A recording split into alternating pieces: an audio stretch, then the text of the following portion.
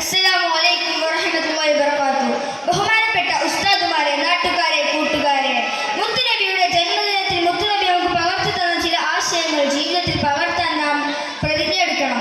നാവിനെ സൂക്ഷിക്കുക എന്നത് മുത്തുനബി വളരെ ഗൗരവത്തോടെ പറഞ്ഞൊരു കാര്യമാണ്. നാം നമ്മുടെ നാവ് കൊണ്ട് ആരെയും കുറ്റം പറയരുത്. പറയുന്നത് നന്മയല്ലെങ്കിൽ മിണ്ടാതിരിക്കലാണ് ഉത്തമം.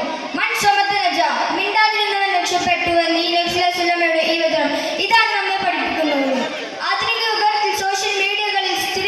ഭേദമന്യേ ഒരു കണ്ടന്റുമില്ലാതെ എന്തൊക്കെയോ വിളിച്ചു പറയുന്നവർ, ഒന്നുമില്ലെങ്കിൽ മറ്റുള്ളവരെ ചീത്ത വിളിച്ചോ ആവശ്യമില്ലാതെ വിഷയങ്ങളിൽ ഉൾത്തിട്ടും നാവിനെ മലിനമാക്കുന്നവർ.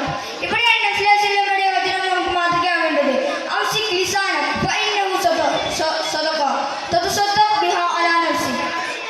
മിണ്ടാതിരുന്നവൻ രക്ഷപ്പെട്ടു. നീ നാവിനെ സൂക്ഷിക്കുക, അത് ധർമ്മമാണ്. നീ നിനക്ക് തന്നെ ചെയ്യുന്ന ധർമ്മം. നബി സല്ലല്ലാഹു അലൈഹി വസല്ലമയുടെ ഈ വചനം നമ്മെ ഇരുത്തി ചിന്തിപ്പിക്കട്ടെ.